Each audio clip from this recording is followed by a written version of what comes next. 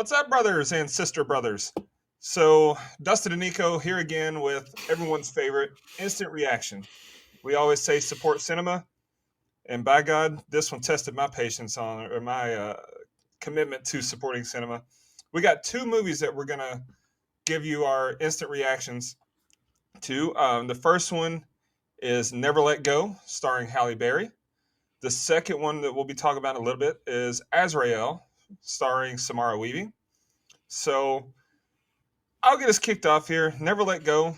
Um, it sucked. I mean, just flat out. I watched the trailer when I went to see something else that came on, and I was like, "Ugh, that doesn't look good." And Brother. and then do you want to do spoiler? Yeah, fuck it. There's not enough to talk about in these movies if we don't talk spoilers. And trust me, at least with this one, you're not gonna care. You're not gonna go see it and be like, "Oh, I wish they hadn't told me." So I thought the whole premise was lame as hell. When I saw the trailer, I thought, didn't we just see a movie similar to this in The Watchers? And that movie already wasn't great. And this one seemed like a I don't know how to describe it, but just one of those movies that seems like a certain trend gets popular and then everybody jumps on and just tries to crank one out to fit that. I think that's where we're at in Hollywood right now with this genre.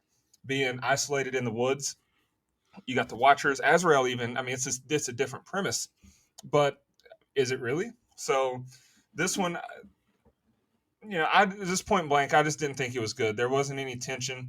Nothing was fleshed out and explained, and the acting was pretty good, but it wasn't anything to write home about. We'll get into our pros and cons in a minute. Nico, what's your basic thoughts overview on Never Let Go? I was genuinely curious to see it just because I'm sure you're the same Halle Berry fan. I think she's a good actress. I was excited to see her in another horror movie.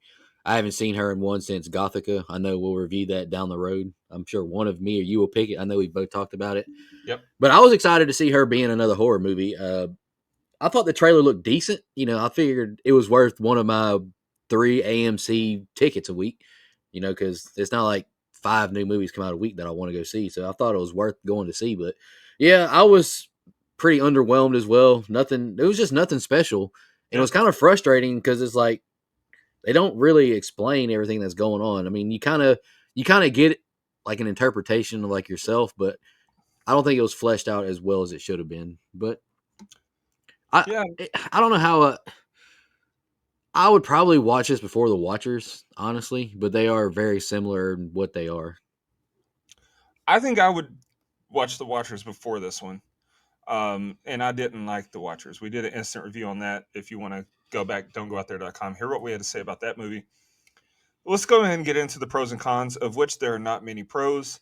Halle Berry, of course. I mean, Halle Berry's great. She is a good actress, and I thought she was fine. I thought the kid actors were really damn good. Samuel and Nolan, played by Anthony B. Jenkins and Percy Daggs the fourth, they were believable as siblings. They kind of had that sibling rivalry going on.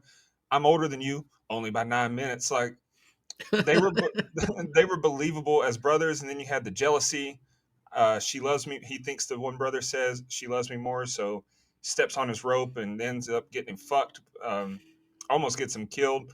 But when he realized how badly he fucked up, you could tell like he was concerned for his brother, wanted to help him. So that's believable. That's real family dynamic there. Um, I thought that I thought the set design looked great. They did a good job of making me feel like I'm living in the woods and I'm rationing food. I thought that was good. That's about all I got. What about you for pros? Yep. Acting I thought was really good as well. There's particularly one scene at the dinner table between Mama and Nolan, Oh, very about the dog. That was a oh, very brother. very powerful scene. I thought it was really well done. I think Anthony B. Jenkins as Samuel, he was a good older brother as well. I mean, you nailed it. I thought the family dynamic was really good. Yeah. Uh, the set pieces I thought looked great as well. The woods, the shots, all that. I mean, it's directed by Alexander Aya, if I'm not mistaken. He's the same guy who did The Hills Have Eyes, which I'm a big fan of. Hmm. Crawl, High Tension. So I mean, he's a good director. He's on my list for directors for our drafts too. I mean, I think he's a good director. Yeah. I got no issues with that. Good sound. It has some genuinely good jump scares too. Like when the old decrepit lady a couple times popped up out of nowhere. They were kind of cheap jump scares, but they got me. Yeah. They did get me. Uh, I thought the gore looked pretty good, and I thought like the desperation that Halle Berry displayed was really good too. Like she genuinely believed what she was saying, and I think she did a great job portraying it. But I don't have Yeah. many more pros either. Yeah. I think the gore looked fine, but let's go ahead and get into the cons. I thought the CGI looked shitty, like the animals, Yeah. the snake in particular. Like I thought that looked pretty bad. Um, I my biggest gripe with the movie is that we don't get an understanding of why the fuck this rope and this house are enchanted. Why Hmm. are they what protects? And I'll so I put in my letterbox review.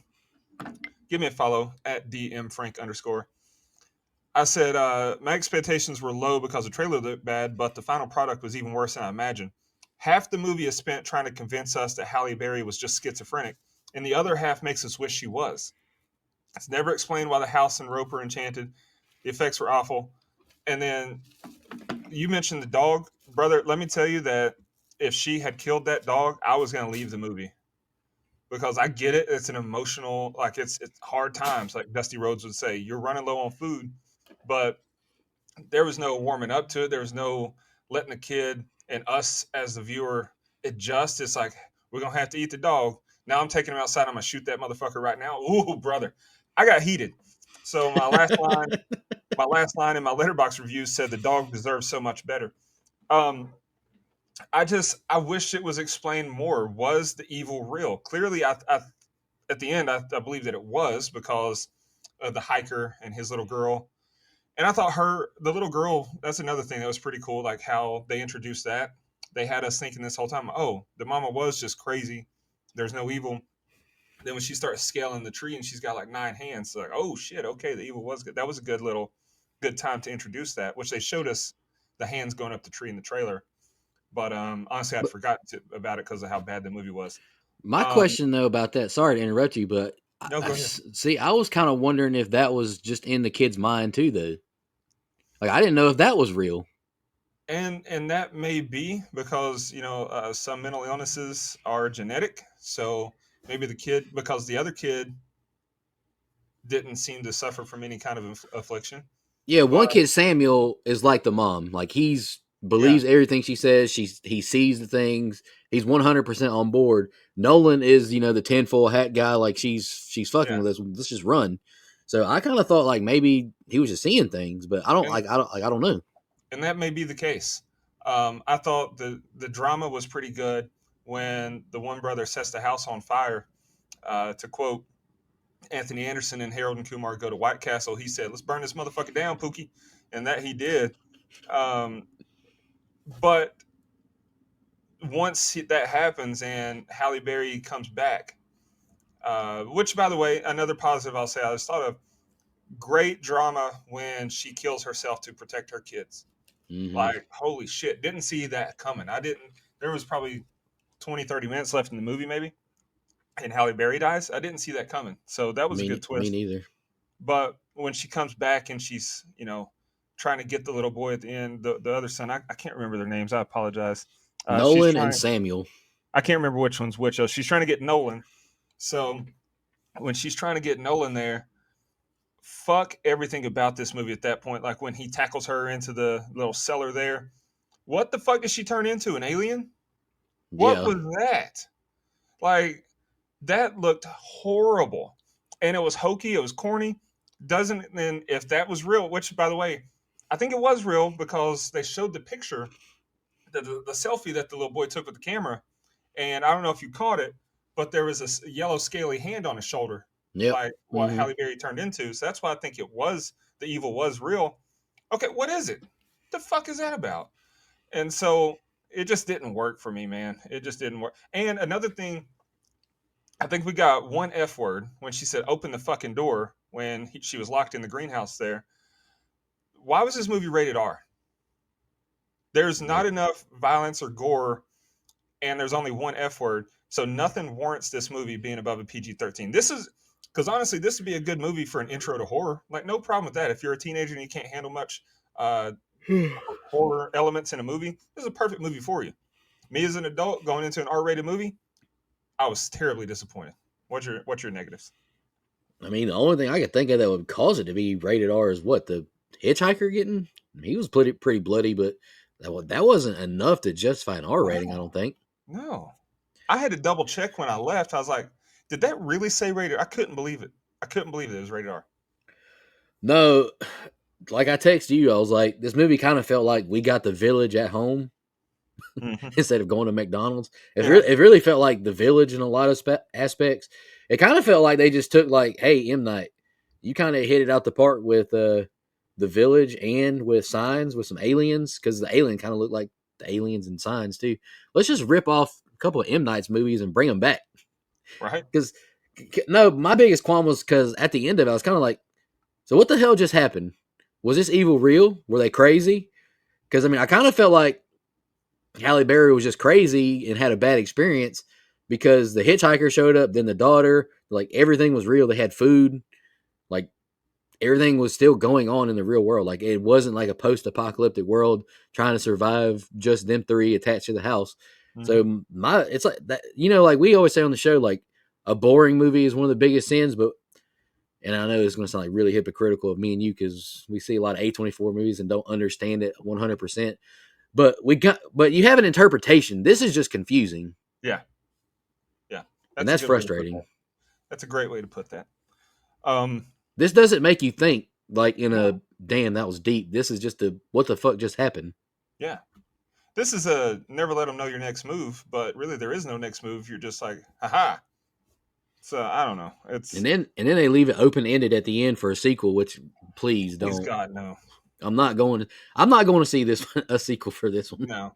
I did. I mean, I did like that we got a little bit of a heartwarming ending that we see that both brothers survived. Yeah, but That's one's cool. evil. One's evil.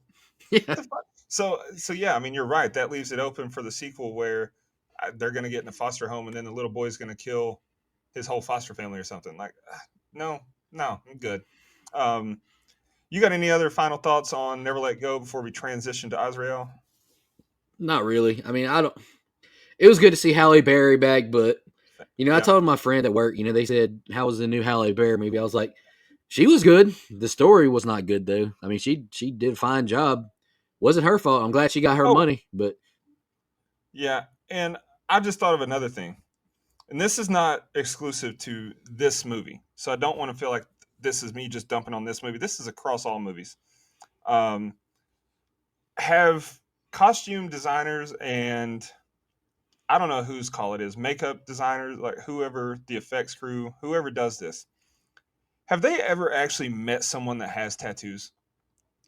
Because I'm sick of movies putting these random ass tattoos on someone that's like no one would get that. The snake on her back, sure, that was a good looking one. That was cool. The tattoo on her neck, I can allow it. But the random ass spiders on her arm, no, yeah, no one would get that tattoo. I have random tattoos, but I'm planning on filling in, in between them and making it a cohesive sleeve. That was, I don't know why that pissed me off so bad, but so many times in movies, it's like, have they ever met someone with tattoos? And they looked like they were drawn on. They looked like henna tattoos. So that irritated me. But yeah. it was cool The that. the Go snake ahead. one looked really fake to me.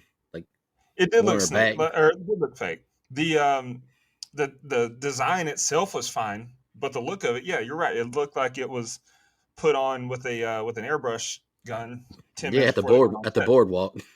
Yeah. It was cool that this movie was a Halle Holly production. That's Halle Berry's company with her friend Holly. Can't remember her name, but that's cool. So more women, more diversity in the filmmaking industry. I'm all for that. But I Absolutely. gave the movie 1.5 stars on Letterbox. It would have been lower, honestly, had it not been for Halle Berry and the two child actors' performances. I thought they were great, but the movie's Hmm. just not good.